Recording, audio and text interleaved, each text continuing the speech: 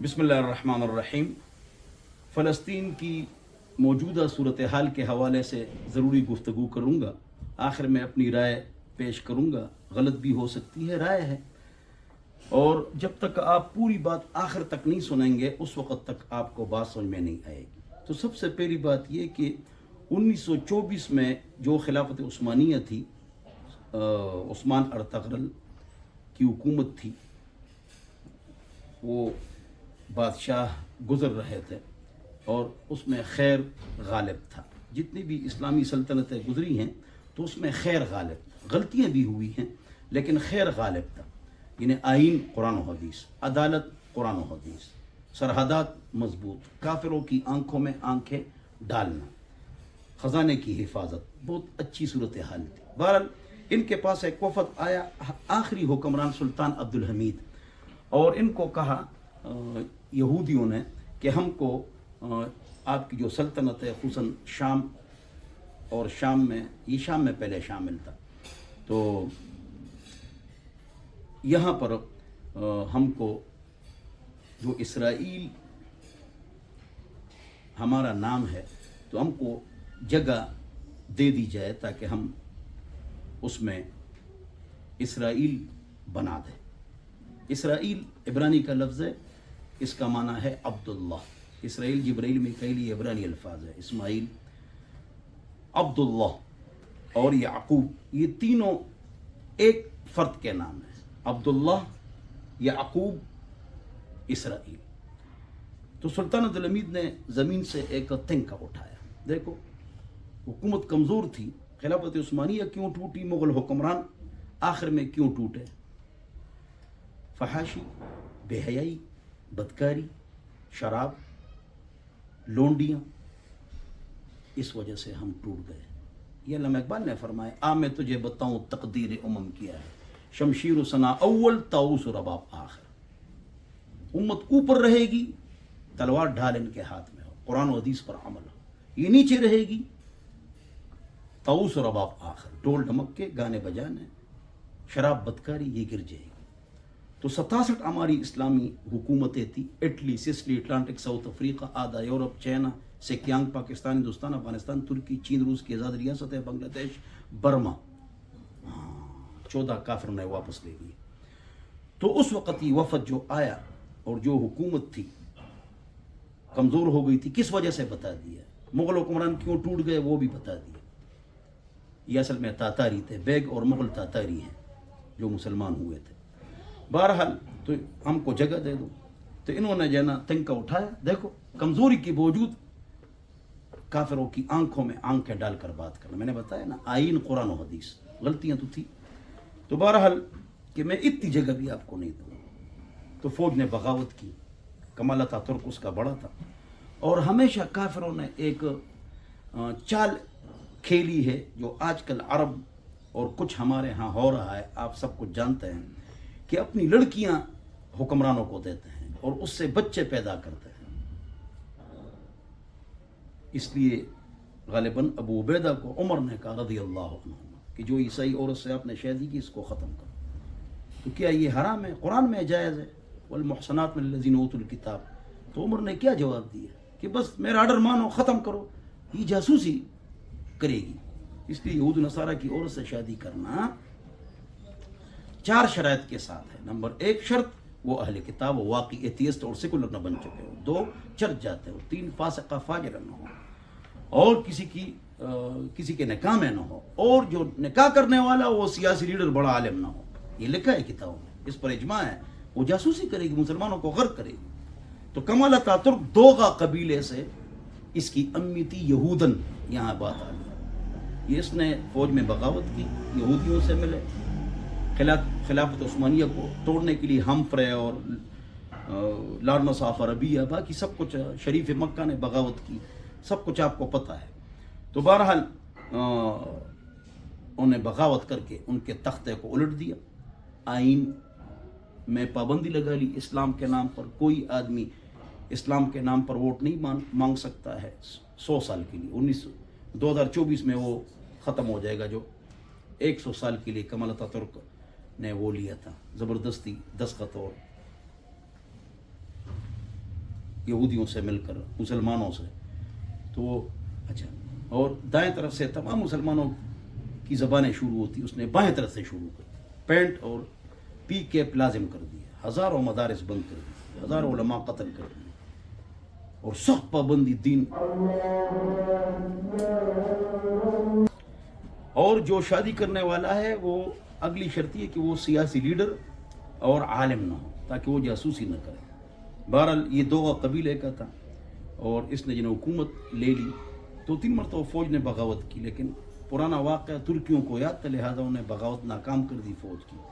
اور ان کے جو بڑے تھے کون تھے، کس مقطع فکر کے تھے اور کہاں بیٹھے ہوئے ہیں، اس پر گفتگو نہیں کرتا ہوں. بہرحال خلاصہ یہ ہے کہ 1924 میں انہوں نے زبردستی اسرائیل کو منظور کرایا. اب غور سے سنو، نوٹ کر لو، 1924 بھی. اور اس وقت یہ تھے 50,000 تھے. کتنے تھے؟ اور گولان کی پہاڑیاں اور اسی طرح غزہ کی پٹیاں، یہ بھی آپ دیکھ لیں سارے نا، غزہ کی پٹیاں، گولان کی پہاڑیاں اور شہر الخلیل جس میں بیت المقدس ہے، یہ ہمارے پاس تھا. یہ اتنا بڑا ہے جیسے راجہ بازار مسجد اور ارد گرد جو حصہ ہے، جو آپ کو گلوب نظر آتا ہے، اس کو کیا کہتے ہیں اوپر؟ ہاں، یہ اوپر ہوتا ہے، اس کو کیا کہتے ہیں؟ ایک زرد ہے، یہ بیت المقدس کی مسجد نہیں ہے، یہ صخرہ ہے. صخرہ کا معنی پتھر، اس کے نیچے پتھر ہے مقدس. اور اس طرح تو انہیں زبردستی منظور کرا دی. کیا کر دی؟ لاہور نے بند کے دعا، انہیں کیا کر دی؟ منظور کرا دی. اور کیا نقصان کیا کمال اتاترک نے؟ کیا نقصان کیا؟ مشرف صاحب آئے تھے تو انہوں نے کہا کمال اتاترک میرے آئیڈیل ہے، اشارہ آپ سمجھ جائیں. عمران صاحب نے بھی وہاں جا کے سلیوٹ کیا تھا، اشارہ سمجھ جائیں. تو بہرحال یہ جو انہیں قبضہ کر لی. یاد رکھیے کہ اسرائیل میں جو یہودی ہیں وہ جو نسلاً و عقیدتاً وہ کمزور ہے، اس سے مضبوط جو ہے نا وہ کیا ہے، وہ اس میں ہے راکا، اس میں جو مضبوط ہے وہ رشیا میں ہے، یہ آپ کو پتہ نہیں ہے. اور ان سب سے مضبوط ایران میں ہے، یہ کسی کو پتہ نہیں. اسرائیل سے زیادہ یہودی ایران میں ہے، یہ کسی کو پتہ نہیں. حضور نے جو فرمایا تھا کہ امام مہدی کی فوج کہاں پر ہے؟ خراسان میں. یہ حضور نے فرمایا. خراسان کہاں ہے، کیا ہے، وہ اس پر بولنے کی ضرورت نہیں. لیکن دجال کی فوج اصفہان، تو وہاں پر یہ سارے بیٹھے ہوئے یہودی سب سے زیادہ وہاں ہے. یہ آپ سرچ کریں گوگل پر. بہرحال تو میں آپ کو بتلا رہا تھا کہ انہوں نے ایک ناجائز سلطنت قائم کی اور کس طرح انہوں نے اس کو توڑا وہ بھی میں نے بتایا. اس کے بعد میرے پیارے بھائیوں، دوستوں اور بزرگوں، اگلی بات یہ ہے ضروری کہ یہ غزہ کی پٹی بھی انہوں نے لے لی، گولان کی پہاڑیاں بھی انہوں نے لے لی. یہ زبردستی ہے، جارحانہ ہے. پہلے والا تو بھی غلط ہے، یہ اس میں شامل نہیں تھا، وہ زبردستی والے فیصلے میں. یہ گولان کی پٹیاں اور غزہ اور پہاڑیاں، گولان کی اور غزہ کی پٹیاں، یہ آپ گوگل پر سرچ کریں، یہ انہوں نے لے لی. اور اب لاکھوں کی تعداد میں ہو گئے. بہت سارے صحافی، رائٹر، اینکرز یہودی موجود ہے اور ان کے باقاعدہ وہ موجود ہیں کہ بھئی ہمارا قبضہ یہاں غلط ہے، ہم نے زیادتی کی ہے موجود ہیں. بہرحال اب کی جو جنگ ہے اس میں میری رائے،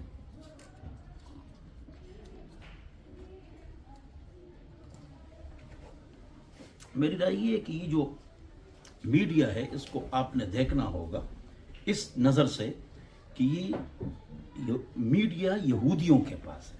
جتنے بڑے بڑے چینل ہیں، بلکہ گوگل پر آپ سرچ کریں کہ میڈیا کس کے پاس ہے اور بڑے بڑے چینل کس کے پاس. کیا وہ ایسی بات نشر کریں گے جس میں مسلمانوں کا خیر ہو؟ سب سے پہلے آپ نے ہر میڈیا کی بات کو یہاں سے لینا ہے. ہاں، وہ ایسی بات نشر نہیں کریں گے جس میں ان کی بے عزتی ہو اور اس میں ہمارا خیر ہو. بس یہ ایک بات اگر آپ سمجھ گئے تو آگے سارا قصہ آپ سمجھ گئے.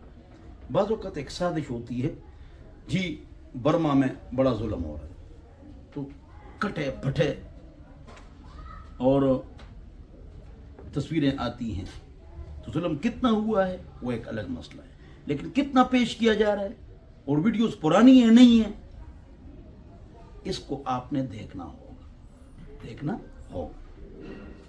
اور میڈیا کس کے پاس ہے وہ بھی آپ نے دیکھنا، پھر آپ نے نظریہ قائم کرنا ہوگا۔ ہم فلسطین کے ساتھ ہیں سیاسی طور پر اور ہمدردی کے طور پر۔ باقی حضرات علماء کرام نے یہ بتلا دیا ہے کہ حضور اکرم صلی اللہ علیہ وسلم جب بھی کوئی جتھا بھیجتے تو فرماتے کہ اوصیکم بتقوی اللہ سے ڈرو جب بھی لڑائی کرو، دو بچے کو، بوڑھے کو، عورت کو، جو جنگ نہیں لڑتے غیر حربی، ان کو نقصان نہ پہنچاؤ، کسی کی املاک کو نقصان نہ پہنچاؤ۔ یہ حضور اکرم صلی اللہ علیہ وسلم فرماتے تھے۔ مسئلۃ التطرس ہدایت اور مسعود میں ہے، وہ ایک الگ مسئلہ ہے کہ مسلمانوں کو سامنے لے آئیں، غیر حربیوں کو سامنے لے آئیں، یا